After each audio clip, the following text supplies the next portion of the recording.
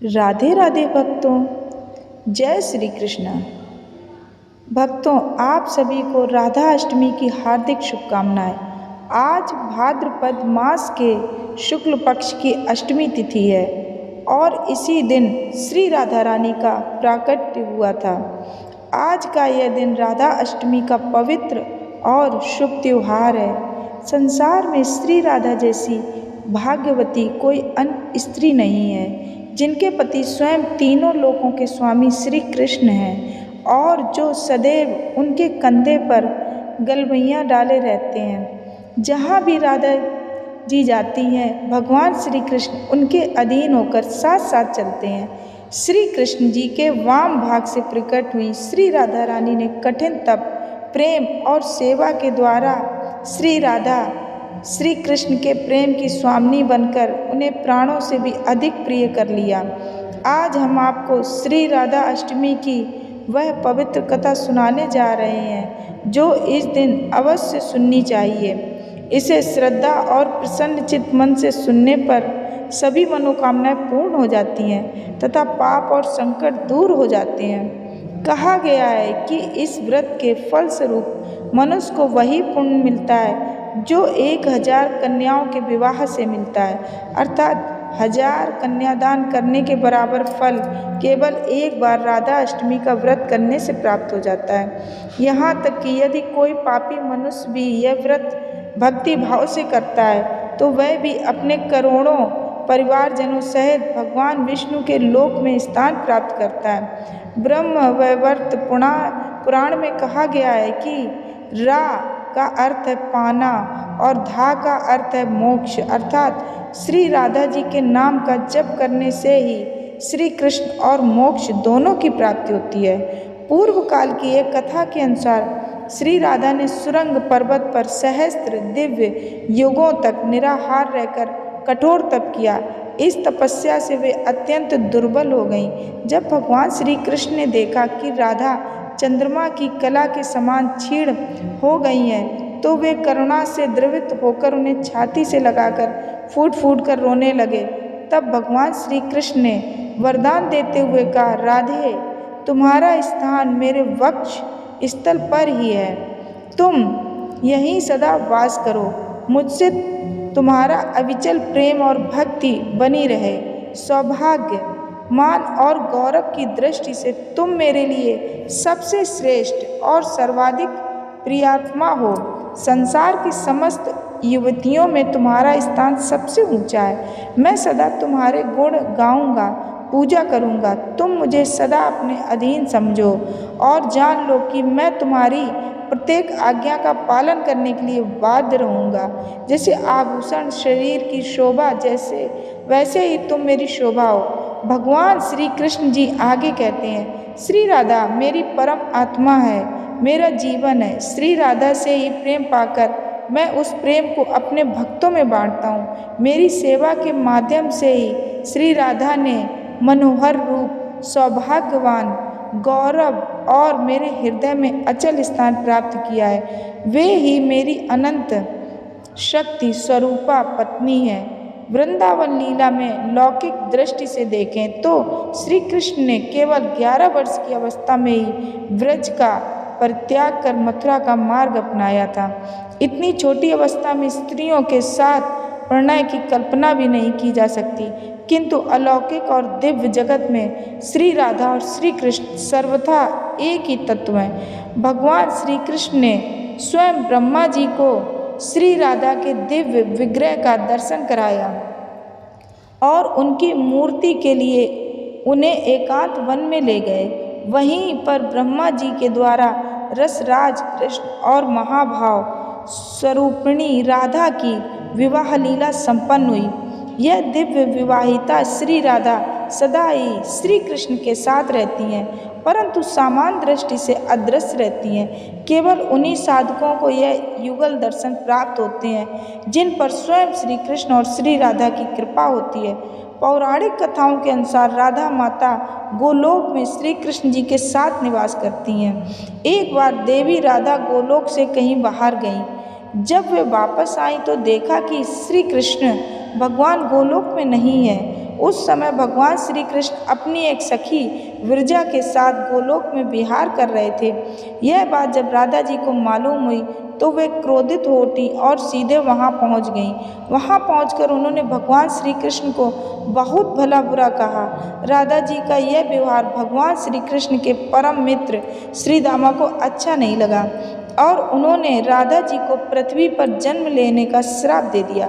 राधा रानी को इतने गुस्से में देखकर कृष्ण भगवान की सखी विरजा भी वहां से चली गई। इस श्राप के बाद राधा रानी ने भी बदले में श्री दामा को श्राप देते हुए कहा कि तुम राक्षस कुल में जन्म लोगे। राधा रानी के श्राप के कारण ही श्री दामा का जन्म शंखचूर्ण नामक दानव के रूप में हुआ। यद्यपि दानव कुल में जन्म लेने के बाद भी वह भगवान विष्णु का अनन्य भक्त बना। वही दूसरी ओर राधा रानी ने भी पृथ्वी पर वृषभानु की दुलारी बनकर पुत्री रूप में जन्म लिया, किंतु वे वृषभानु जी की पत्नी देवी कीर्ति के गर्भ से नहीं जन्मी थी। दरअसल जिस समय श्री दामा और राधा रानी ने एक दूसरे को श्राप दिया था, उसी समय भगवान श्री कृष्ण ने राधा रानी से कहा, हे राधे, अब तुम्हें पृथ्वी पर देवी कीर्ति और वृषभानु जी की पुत्री के रूप में रहना होगा। जब तुम विवाह योग्य हो जाओगी तो तुम्हारा विवाह मनुष्य रूप में अवर्तित हुए रायण नामक एक वैश्य से होगा, जो मेरे अंश अवतारों में से एक होगा। धरती पर भी तुम मेरी प्रियतम बनकर रहोगी, परंतु वहाँ हमें बिछड़ने का दुख सहना पड़ेगा। यह सुनकर भगवान श्री कृष्ण ने आगे कहा, हे राधे, अब तुम पृथ्वी पर जन्म लेने की तैयारी करो। सांसारिक दृष्टि से जब देवी कीर्ति गर्भवती हुई और प्रसव का समय आया तो योगा माया की प्रेरणा से उनके गर्भ में वायु का प्रवेश हुआ और उन्होंने वायु को जन्म दिया। जब वे प्रसव पीड़ा से गुजर रही थी, तभी उसी समय महादेवी राधा रानी एक प्यारी सी कन्या के रूप में प्रकट हो गईं। जिस दिन राधा रानी प्रकट हुई वह दिन भाद्रपद शुक्ल पक्ष की अष्टमी का था, इसलिए इस तिथि को राधा अष्टमी के रूप में मनाया जाता है। इस दिन भगवान श्री कृष्ण और राधा रानी की विशेष पूजा की जाती है। इस व्रत को करने से सभी सांसारिक सुख समृद्धि प्राप्त होती है। मान्यता है कि इस व्रत को करने से घर में धन की कमी नहीं रहती और सदा बरकत बनी रहती है। अब आइए राधा अष्टमी की उस दुर्लभ कथा को सुनते हैं जो मनोकामनाओं को पूर्ण करने वाली मानी जाती है। एक गांव में रमा नाम की एक स्त्री रहती थी। उसके विवाह को 5-6 वर्ष हो गए थे, लेकिन उसकी गोद सूनी थी। एक बार राधा अष्टमी का उत्सव आया। गांव की स्त्रियां बरसाना जा रही थीं। उन्होंने रमा से कहा, तुम भी हमारे साथ चलो, राधा रानी बहुत दयालु हैं, तुम्हारी गोद अवश्य भरेंगी। रमा कई महीनों से घर से बाहर नहीं निकली थी, परंतु उसके पति और सास ने भी उसे जाने की अनुमति दे दी। रमा के मन ही मन में ठान लिया कि राधा रानी उसकी गोद अवश्य भरेंगी। जिस दिन उसे यात्रा पर निकलना था, उसी दिन उसके पैर में चोट आ गई और चलना मुश्किल हो गया। फिर भी वह हिम्मत करके गांव की स्त्रियों के साथ यात्रा पर चल पड़ी। पूरे रास्ते राधा कृष्ण का नाम जप और कीर्तन करती रही और अंततः बरसाना पहुंच गई। वहां स्नान करके उसने राधा रानी के मंदिर में जाने की तैयारी की। राधा जी के महल में जब जाना होता है तो बहुत ऊंची ऊंची सीढ़ियां चढ़नी पड़ती हैं। रमा जैसे ही सीढ़ियां चढ़ने लगी तो स्त्रियों से बोली, तुम लोग आगे आगे चलो, मैं धीरे धीरे आ रही हूँ, क्योंकि मेरे पैर में चोट लगी है और चलना भी मुश्किल हो रहा है। 2-4 सीढ़ियाँ चढ़ने के बाद उसका पैर मुड़ गया और वह नीचे गिरने लगी। तभी 7-8 साल की एक सुंदर कन्या ने उसका हाथ पकड़ लिया। रमा बोली, बेटी, आज अगर तुम न होती तो मैं तो गिर ही जाती।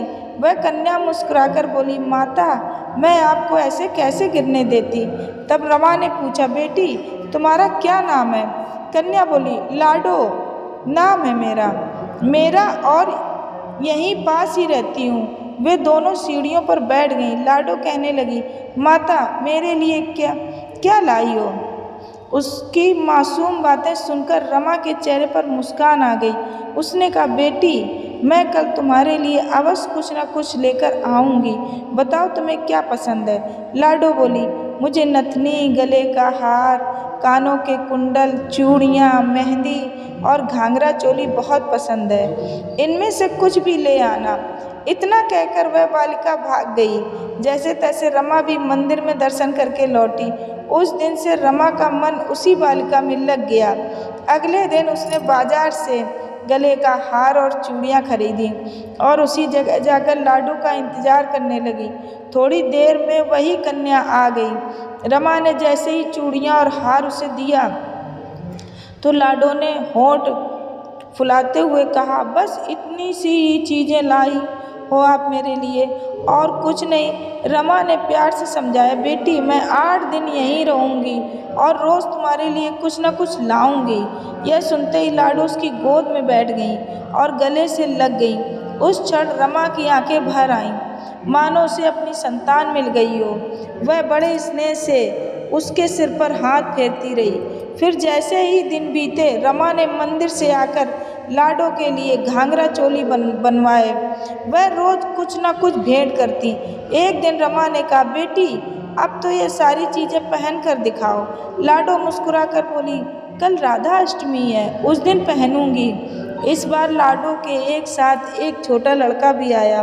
उसे देखकर रमा बोली, आज ना जाने क्यों मेरे मन में आया कि एक धोती और मोर मुकुट ले आऊं। क्या मैं इसको दे दूं? लाडो बोली, यह कन्वा है, मेरे साथ ही रहता है। हाँ तुम इसे दे दो। इतना कहकर दोनों सारा सामान लेकर चले गए। अगले दिन राधा अष्टमी थी। जब रमा सीढ़ियों पर जा पहुंची तो वहां ना लाडो मिली और ना ही कन्वा। वह बहुत देर तक इंतजार करती रही। अंततः जब मंदिर पहुंची तो वहाँ भारी भीड़, भजन कीर्तन और नृत्य हो रहा था। किसी तरह भीड़ को चीरते हुए वह आगे पहुंची और राधा जी तथा ठाकुर जी के दर्शन किए। लेकिन जैसे ही उसकी दृष्टि उन पर पड़ी तो वह पत्थर सी रह गई, क्योंकि राधा जी ने वही घाघरा चोली और गहने पहने थे जो उसने लाडो को दिए थे, और ठाकुर जी ने वही धोती और मोर मुकुट धारण किया जो उसने कन्वा को दिए थे। उसकी आंखों से अश्रुधारा बहने लगी और सब कुछ स्पष्ट हो गया कि लाडो वास्तव में राधा जी थी और कन्वा स्वयं श्री कृष्ण जी थे, जो उसे मातृत्व सुख देने के लिए रोज मिलते थे। जब रमा पागल सी होकर दिन रात लाडो लाडो पुकारती रहती। गांव की स्त्रियों ने उसे बहुत समझाया। पति और सास भी उसे घर ले जाने आए, लेकिन वह बोली, मैं नहीं आऊँगी, यहीं रहूँगी। वह प्रतिदिन सीढ़ियों पर बैठकर आंसुओं से सीढ़ियाँ धोती और पलकें बिछाकर उन्हें बुहारती। ऐसा करते करते 30 वर्ष बीत गए। एक दिन अचानक वही लाडो उसके सामने प्रकट हुई। उनका हाथ पकड़कर ऊपर अट्टालिका में ले गई और मुस्कुराकर बोली, लो माँ मैं आ गई, मैं ही तुम्हारी लाडो। ऐसा कहकर लाडो ने बाहें फैलाकर रमा को अपने पास बुलाया और गले से लगा लिया। उस दिन रमा ऐसी लिपटी कि अपने पार्थिव शरीर को छोड़ सदा के लिए अपनी लाडो के पास चली गई। बोलिए श्री राधा कृष्ण भगवान की जय। बोलिए श्री बरसाने वाली की जय। मित्रों, अगर आपको राधा अष्टमी की ये व्रत कथा अच्छी लगी हो तो इस कथा को एक लाइक अवश्य करें और मेरे इस चैनल को सब्सक्राइब करें और कमेंट बॉक्स में जय श्री राधे जरूर लिखें। धन्यवाद मित्रों। राधे राधे।